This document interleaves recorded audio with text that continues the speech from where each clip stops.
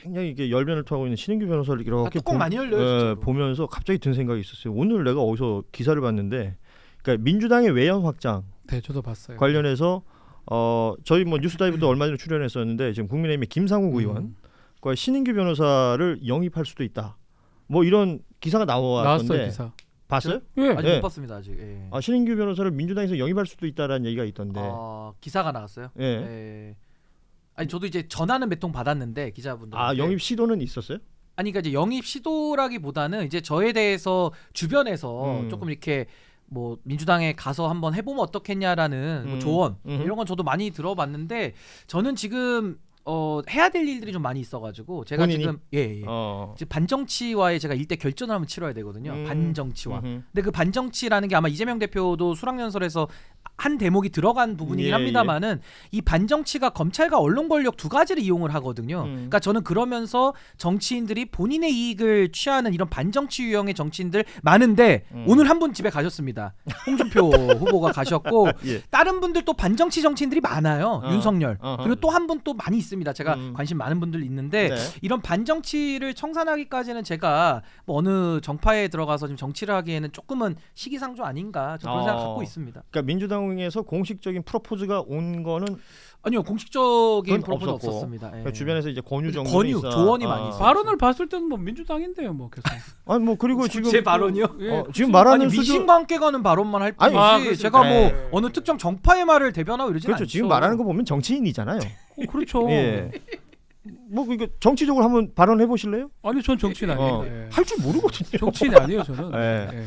좋습니다. 신인규 변호사 관련된 뉴스가 있었길래 본인이 나온 김에 한번 물어봤습니다. 박영식 평론가는 뭐 정치권에서 영입 없죠? 예, 알았어요. 예, 알겠습니다. 예. 지금 저희가 이제 어쩌 하다 보니까 국민의힘 뭐 명태균, 한덕수 이야기하다 보니까 민주당 이야기를 전혀 언급을 못했는데 민주당은 이재명 대표가 일찍 후보로 확정이 되면서 뭔가 일사불란하게 움직이는 것 같아요. 상임선대위원장 윤여준 전 장관을 선임하는 것부터 시작해서 외연 확장, 국립현충원에서의 뭐 전직 대통령들 묘소 참배하는 거, 박태준 과거 총리 묘소 참배하는 거 이런 것들로 다 외연 확장으로 읽고 있습니다. 통합의 행보, 외연 확장의 행보 이런 얘기를 하는데 그러다 보니까 상대적으로 준비가 덜 된 정당보다는 뭔가 굉장히 앞서가는 것 같단 말이죠. 그러니까 조선일보 보도를 최근에 눈여겨보게 되는데 소위 말하는 이재명 포비아 뭐 이런 게 느껴질 정도다. 뭐 칼럼이나 사설들 이 오피니언란들을 보면 이재명이 저런 식으로 가서 압도적인 지지율로 대통령이 된다면 대한민국의 입법 권력, 행정 권력, 심지어는 사법 권력까지 다 틀어지는 독재를 하지 않겠느냐. 이런 내용의 글들이 많이 보인단 말이에요. 이 상황은 우리가 어떻게 이해를 하면 좋을까요? 근데 이게 그 공포증이잖아요. 그러니까 공포증 내지는 이재명 후보에 대한 악마화 프레임인데 이게 통하지가 않습니다. 악마화에서 화자만 띄면 어떻게 됩니까? 악마죠. 우리는 악마를 본 겁니다. 그러니까 소위 말해서 공포증이라는 것은 아직 현존하지 않은 위협에 대해서 미래적으로 느끼는 게 공포증이라면은 예. 공포는 뭐냐면 이미 공포 영화 수준으로 내란을 겪었어요. 이 과거입니다. 단죄해야 되거든요. 그러니까 윤석열이 가져다 준 내란의 공포와 이재명 후보가 가져다 줄지 모른다라는 의미에서의 공포증 이 세 글자잖아요. 예. 공포와 공포증은 하늘과 땅 차이인 거예요. 그러니까 이게 안 통한다라는 거를 뭐 알든지 모르든지 계속 이 전략만 의존해서 쓰는 거고 아마 다른 거 할 얘기가 없으니까 자꾸 이것만 의존하는 거 아니냐 싶기도 합니다. 근데 저는 다만 이재명 후보가 89.77%를 얻어서 그렇죠. 상당한 보수 외연 확장이 지금 가능한 구조거든요. 예. 근데 그런 상황에서 지금은 뭐 윤여준 장관 영입하고 보수에서 신망 있는 분들을 많이 찾고 있는 걸로 보여져요.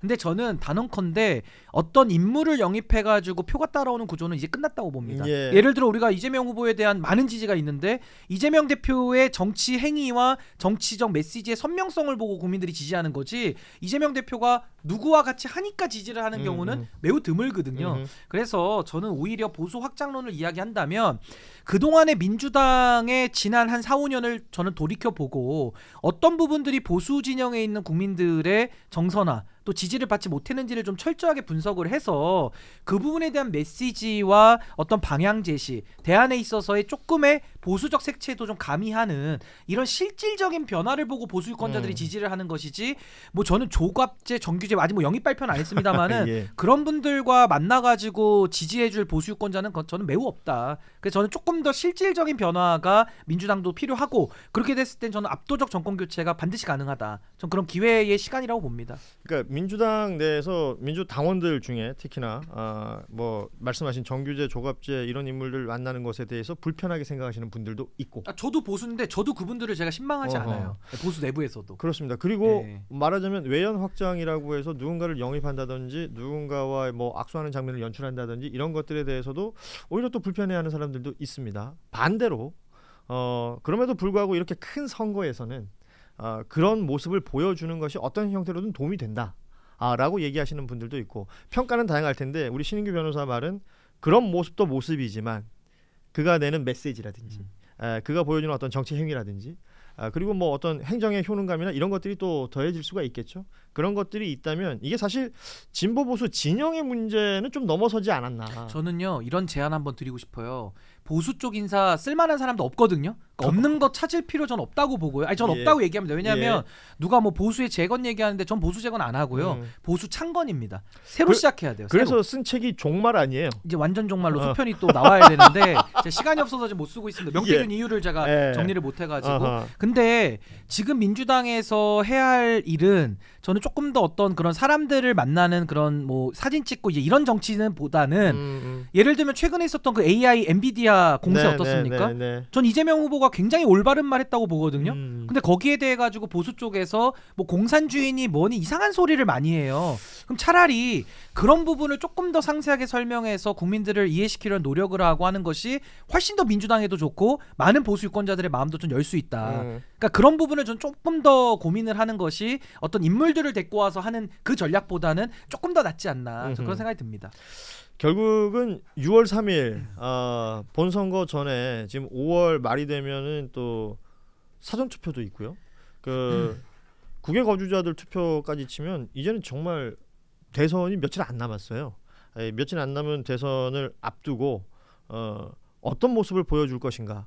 이게 뭐 각 당의 후보가 완벽히 정해진 이후에는 뭐 정책 토론이 될 수도 있고 아니면 토론회에서 또 다른 어떤 이슈들이 나올 수도 있겠습니다만 지금 상황에서는 민주당이 확실히 더 뭔가 뭐랄까요 이게 갖추어져 있는 듯한 모습을 보여주고 있고 국민의힘은 여전히 혼돈스러운 모습을 보여주고 있기 때문에 좀 극명하게 평가를 받고 있는 것이 아닌가 이런 생각을 할 수 근데 있을 제가 것 같습니다. 단언하는데요. 국민의힘이 지금 겪고 있는 이 혼란은요.